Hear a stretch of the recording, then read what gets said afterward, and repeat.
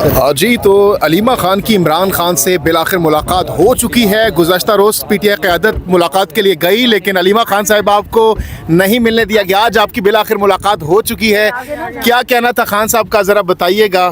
آپ تھوڑا پیچھے ہو جائیں نا, اوپر آنے دینا, اوپر چلتے ہیں, پہلے وہاں چلتے ہیں. وہاں ایک دفعہ کر لوں گی نا, پہلے ایک دفعہ ان کو دے دوں پھر میں آپ سے بات یہاں پہ کر لیں. آج جب ہم صبح آ رہے تھے اڈیالہ کی طرف تو کل تو ہماری انہوں نے ملاقات نہیں ہونے دی. ہم 6 گھنٹے باہر کھڑے رہے, عدالت لگی ہوئی تھی اور عدالت کے لیے فیملی, میڈیا اور لائرز کو اجازت ہوتی ہے عدالت اٹینڈ کرنے کے لیے, لیکن کل تو انہوں نے ہمیں نہیں اجازت دی. آج جب ہم آئے تھے کوئی 2 کلومیٹر پہلے ایک ٹرک کھڑا تھا, سب ٹریفک دونوں طرف سے گزر رہی تھی اور ہماری فیملی کی گاڑی کو انہوں نے سائڈ پہ کھڑا کر دیا اور ہمیں گزرنے نہیں دے رہے تھے. تو پھر جج صاحب جا رہے تھے اپنی پروٹوکول کے ساتھ. پھر ہم نے جب انہوں نے ٹرک سائڈ پہ کیا تو ہم نے اپنی گاڑی جج کی پروٹوکول کے ساتھ لگا کر آج ہم یہاں پہنچے ہیں, نہیں تو آج ہمیں انہوں نے 2 کلومیٹر پیچھے روک دیا تھا. سب سے پہلے میرے خیال میں کافی قیاس آرائیاں ہو رہی تھیں سوشل میڈیا پہ عمران خان کی صحت کے بارے میں کہ ان کو زہر دیا جا رہا ہے, اور کوئی کہہ رہا تھا ان کو کوئی ایسی دوائی دی جا رہی ہے, ان کی کوئی مینٹل حالت خراب ہو گئی ہے. تو اس کے لیے میں بات کر کے آج ہم نے ان کو یہ بتایا تو وہ اس پہ تو بالکل مسکرائے تھے کہ یہ کیا باتیں کر رہے ہو. ہم نے ان کو کہا آپ اپنے الفاظ میں بتائیں. انہوں نے کہا میری صحت بالکل ٹھیک ہے, میں ورزش بھی کر رہا تھا, لیکن انہوں نے مجھے بند کر دیا تھا, کوئی میں 40-50 گھنٹے کے لیے انہوں نے بند کر دیا تھا. اور مجھے بند صرف اتنے گھنٹوں کے لیے کیا تھا, لیکن اخبار اور پی ٹی وی کی بھی ایکسیس بند کر دی تھی. تو ابھی تک ان کو کوئی بھی انفارمیشن 23 تاریخ سے اب تک کوئی انفارمیشن باہر سے نہیں ملی, سوائے اس کے کہ یا جب یہ صحافی گئے ہیں کل اور آج, یا اگر جو کل لائرز گئے ہیں. تو یہ میں نے کہا پہلے کلیریفائی کر لوں.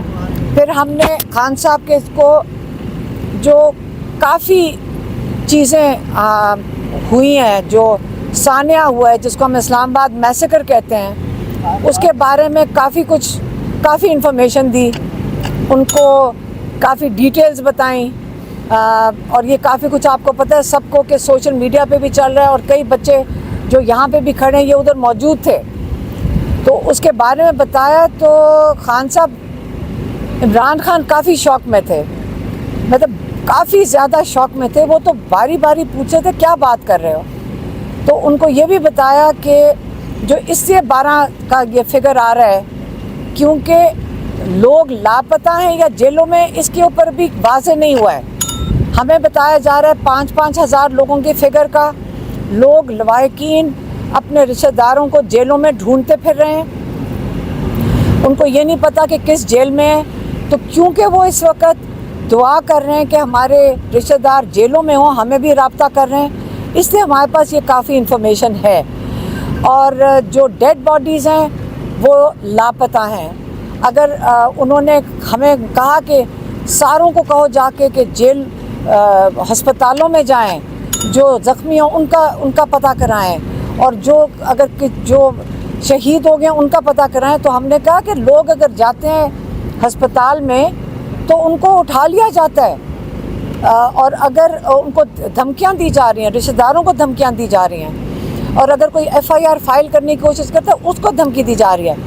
انہوں نے کہا سب سے پہلے ایف آئی آر آپ لائرز کو بتایا, کیونکہ لائر تھے وہاں پہ, لیکن ہم کیونکہ وہاں کھڑے تھے تو انہوں نے کہا سب سے پہلے ایف آئی آر جا کر محسن نقوی اور شہباز شریف کے اوپر کرو, کیونکہ انہوں نے جو یہ قتل و غارت ہوا ہے بے گناہ انآرمڈ, اور جو اپنا جو کہتے ہیں آئینی حق استعمال کر رہے تھے احتجاج کا, آپ نے ان کے اوپر ایف آئی آر درج کرنی ہے. ایک انہوں نے یہ کہا.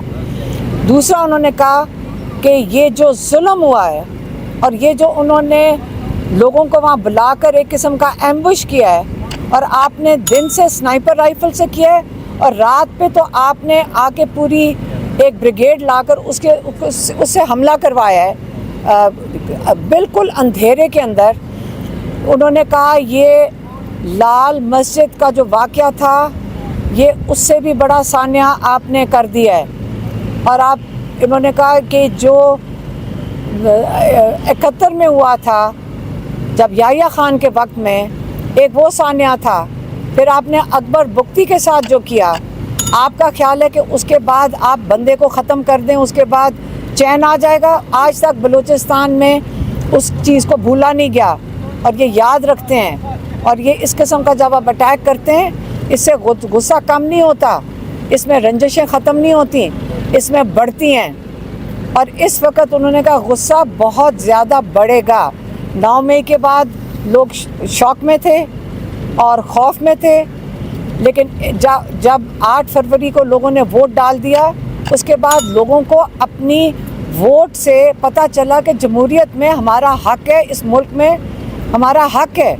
جب انہوں نے اپنا حق لے لیا اور آپ نے چھین لیا، اس کے بعد لوگوں کا اب غصہ ہے.